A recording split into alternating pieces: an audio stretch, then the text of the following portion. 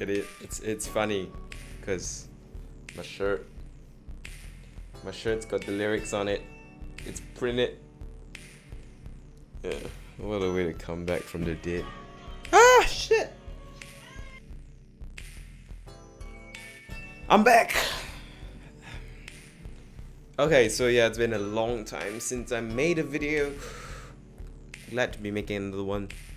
Let's talk about what we're gonna talk about today. The Huawei P20 Pro. Now this isn't gonna be a review. It's kind of, actually it's gonna be a bit of a review. But it's gonna mostly be a rant.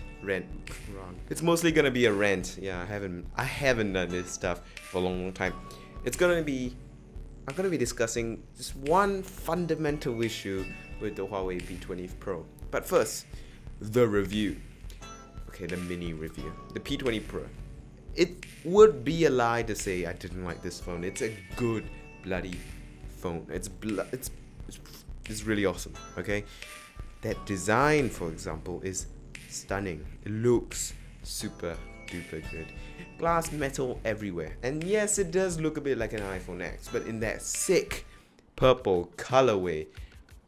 No other phone can match it in terms of jaw-dropping design, eye-catching looks, and beauty. There's no smartphone out there that's as daring as Huawei here, putting this beautiful color out for sale. That is, let's be honest, radical and not that common. And I respect and applaud Huawei for taking this risk of spending extra money to develop a production line to make this color. And I think it worked. The only P20 Pro I've seen are all in this color. All the P20 Pros I've seen purchased in my country, Singapore, have all been this color. This color is so good, it straight up could be a reason to why you buy this phone. It's stunning. And yes, it does look like an iPhone X. From the notch up front to the lack of headphone jack on the bottom where there's only a USB Type-C connector and speakers, to the fact that the camera is kind of vertically arranged and the shape is kind of like an iPhone X where it's kind of roundish. But truth be told, I don't care. It still looks really, really good.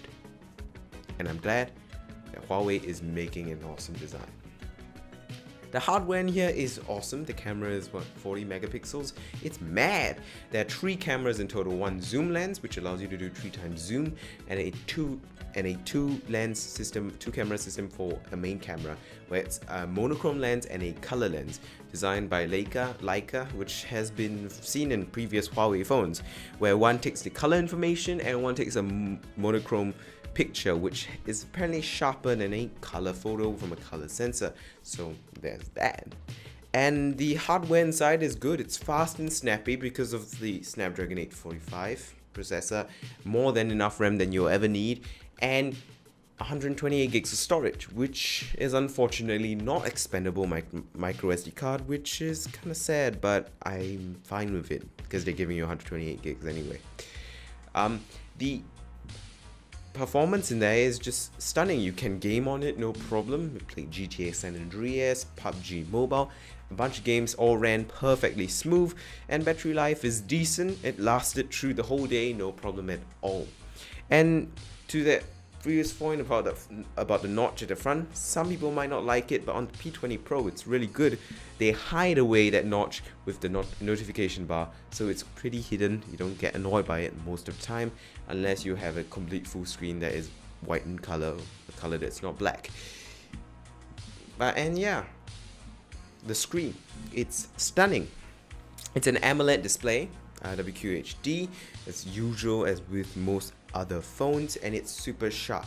And because it's OLED, the contrast is awesome, the saturation is awesome, it's punchy, it's bright, it's vibrant. I love that display. It's good. It's great for watching videos. My videos kind of suck. It's great for watching videos in general, movies. That's all that is stunning. And it's great to watch videos on this device because it's got the bottom-firing speakers, and it also uses the earpiece at the top of the screen in the notch as another speaker. So you kind of have a mini stereo setup, which is going to be much better than a bottom-firing speaker only, like on the Samsung Galaxy S8. So that is really nice. Also in that notch is hidden away with the face detection stuff and all the AI stuff for like the Apple emoji ripoff, face emoji ripoff, and of course face unlock, which is getting more and more common, although I still till this day don't care about it. Thankfully, on the bottom of the below the screen there is a fingerprint sensor for you to, you know, use a fingerprint to unlock your phone like a sane person, instead of imagining yourself in like your Mission Impossible and take your device in the retina scanner and boom, unlock the. Okay, I don't like face unlock. You'll get the point. Apart from that, it's in general really a great phone. I genuinely enjoy it. It's really good, hardware wise. Now, if you are a bit observant, if you've been paying attention, you might realize that I haven't talked at all about software, which is kind of 50% of the phone experience. And yeah, that's kind of that one fundamental problem I talked about at the beginning of the video. You remember that? When I said this video is mostly a rant about that one problem of the smartphone? Yeah, that's what it is, the software. Now, to understand my sentiments about the software, you have to look at what Huawei has been trying to do and is doing for themselves as a brand. You see, Huawei wants to go upmarket. They want to go premium, they want to push, which is why they're selling flagship phones at flagship prices with such great design.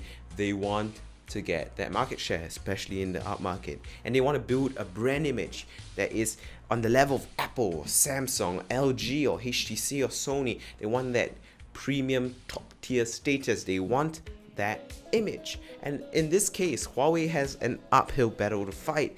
Unlike Oppo or Lenovo or Asus or HTC or a bunch of Chinese, Taiwanese, Asian companies that chose to have a very fancy sounding name to distance themselves from their Asian origins, Huawei went and kept their original Chinese name, Huawei, which is not Huawei, it's Huawei. Huawei, alright? It's Huawei, not Huawei, alright? It's not no, it's Huawei, alright? They kept that Chinese name as their brand and just decided to keep it and use it to push themselves upmarket, instead of changing the name to fit a more westernized taste where everyone kind of associates Western brands with quality. Huawei is trying to do two things at one go. They're not just trying to make themselves look more premium, they're trying to make the Chinese brands look more premium, the Chinese brands with Chinese names look more premium, and hardware wise they are clearly doing a good job, as I've described with the P20 Pro. It's a good phone and it's awesome, and the software as well, it's not absolute trash, okay? It's not TouchWiz on the S2 level of disgusting, but and like the camera app for example is stunning, but it is still, in my opinion, that one fundamental flaw with the P20 Pro. You see, with Huawei trying to push premium and pushing up market, they need to change their image completely. And what is happening now with Huawei and their aim to be premium and compete and get market share is reminding me of early on in Samsung's life, where they were fighting with Apple in terms of smartphone, like early on in the Samsung smartphone fight. You see, one of the biggest things that people felt was crap about Samsung was the software. It was a heavily skinned version of Android, so it was likely to slow down after a couple of months. It had a lot of bloatware with it, and it had a lot of skin stuff that was unnecessary with all the excess apps, which is very similar to what's Huawei now. Huawei is trying to push our market, trying to gain market share like Samsung, and at the same time they are doing the software part wrong. They have so much bloatware, a lot of bloatware. When I got this phone, I started digging through it. I used it for a couple of weeks before I passed it to my mom, because it's actually my mom's phone, and there was so much unnecessary apps on that pre-installed bull crap that I didn't care about. There was a Chinese app store, which I understand is crucial for the Chinese market. It doesn't have access to the Google Play Store, so it's perfectly fine by me. There is but there are a lot of other apps that are really, really useless.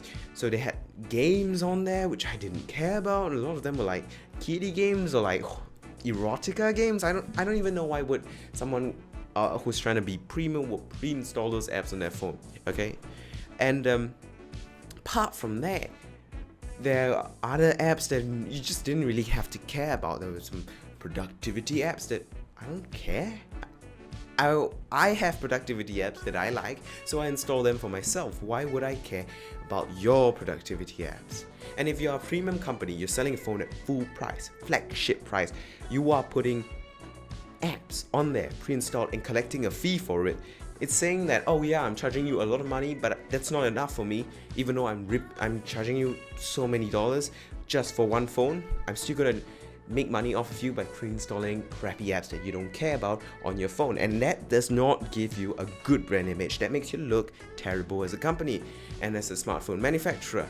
Bloatware is not good.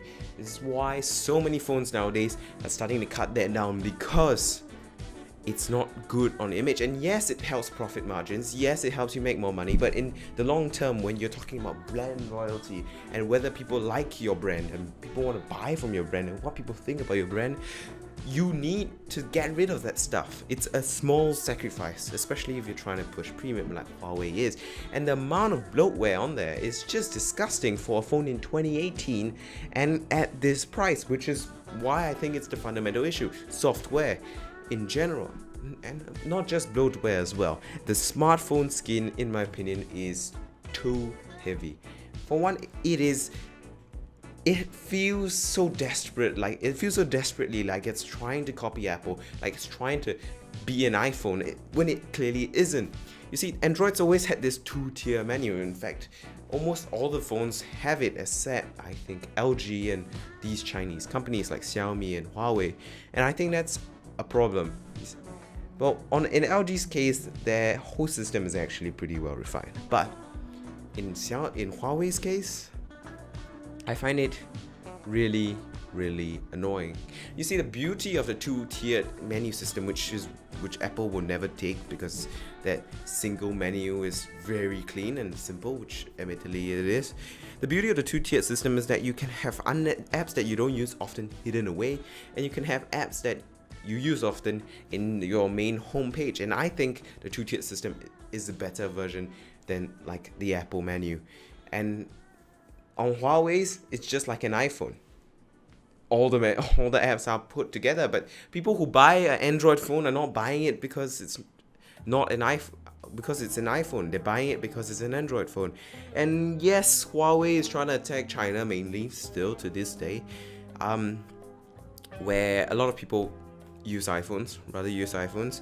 But in my opinion, by trying to copy iPhone too hard, they pass themselves off more as a cheap knockoff, or not really cheap knockoff of Apple, rather than a smartphone product themselves that has its own unique features and own unique design and ideas.